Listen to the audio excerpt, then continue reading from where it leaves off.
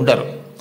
ప్రాణం పోయేటప్పుడు కూడా మీరు వృద్ధిలోకి రావాలని కోరుకునే ఏకైక వ్యక్తి ఎవరైనా ఉంటే తల్లి ఒక్కతే.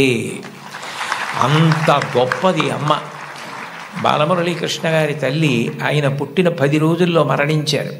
ఆయన వ్రాసుకున్నారు, నన్ను కనడానికే మా అమ్మ పుట్టిందేమో అని రాసుకున్నారు. భారత ప్రధానమంత్రి నరేంద్ర మోదీ గారు ఈ మధ్యకాలంలో ఒక విదేశీ ఛానల్కి ఇచ్చిన ఇంటర్వ్యూ మీరు చూసి ఉంటారు. అసలు నేను ఆశ్చర్యపోయిన ఆయన చెప్పిన మాటలు విని. నిరుపేద కుటుంబంలో పుట్టారు.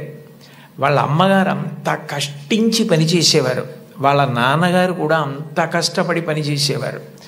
ఆయన ఆ ఇంటర్వ్యూలో ఒక మాట అన్నారు, అసలు నాకు బూట్లు వేసుకోవడం అంటే తెలియదు, కానీ బూట్లు లేవన్న పేదరికం మా మనసుకి అందకుండా మా అమ్మ పెంచింది.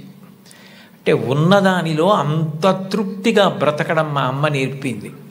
మాకిది లేదు, మేము చేతకాని వాళ్ళం, మేము వెనకపడిపోయాం అన్న భావన కలిగితే ఉత్సాహం రాదు.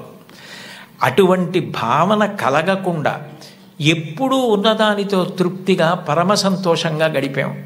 అన్నదమ్ములు, అక్క చెల్లెళ్ళు అందరం కలిసి అని ఆయన ఇంటర్వ్యూ చేస్తున్న వ్యక్తి వంక తిరిగి, ఇప్పుడు మన ఇద్దరం కూర్చున్న గది కన్నా కిటికీ లేని ఒకే తలుపు ఉన్న చిన్న గదిలో కలిసి మెలిసి బతికి పడుకుని పెరిగి పెద్దవాడినైన వాడిని చెప్పుకున్నారు.